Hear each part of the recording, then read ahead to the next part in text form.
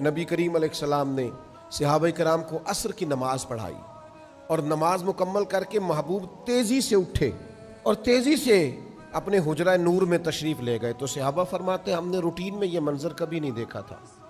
اللہ کے حبیب صلی اللہ تعالی علیہ وسلم واپس تشریف لائے تو میرے نبی سے بڑا ماہر نفسیات بھی کوئی نہیں. جو بات لوگوں کے ذہنوں میں ہوتی ہے وہ محبوب فوراً بھانپ لیتے ہیں. حضور فرمانے لگے تم پوچھنا چاہتے ہو میں اتنی تیزی سے کیوں گیا ہوں اور پھر اتنی تیزی سے واپس کیوں آیا ہوں؟ یا رسول اللہ یہی پوچھنا چاہتے ہیں. تو کریم فرمانے لگے نماز مکمل کر کے مجھے خیال آیا کہ وہ گھر میں جو آج سونا آیا تھا وہ سارا میں نے بانٹ دیا, ایک ٹکڑا ایک ڈلی سونے کی پڑی رہ گئی ہے. تو میں نے کہا کہیں ایسا نہ ہو کہ شام آ جائے اور میرے گھر میں مال پڑا رہے. صدقہ کرنا ہے تو پھر ذرا وقت پہ کر دوں, دینا ہے تو پھر ذرا ٹائم پہ دے دوں. اللہ کے حضور کچھ پیش کر, یہ بخاری میں موجود.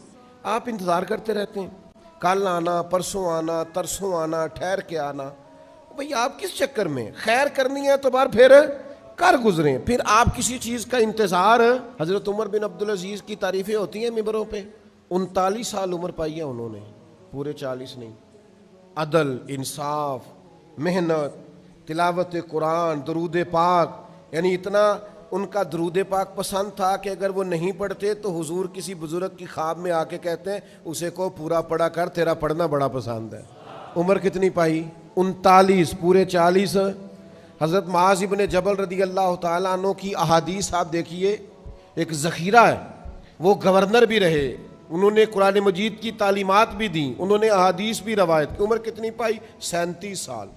آپ تاریخ تو دیکھیں, آپ کتابیں تو کھنگالیں. لوگ آئے وقت پر کام کر کے اللہ کے حضور حاضر ہو گئے, ان کے اثرات قیامت تک رہیں گے.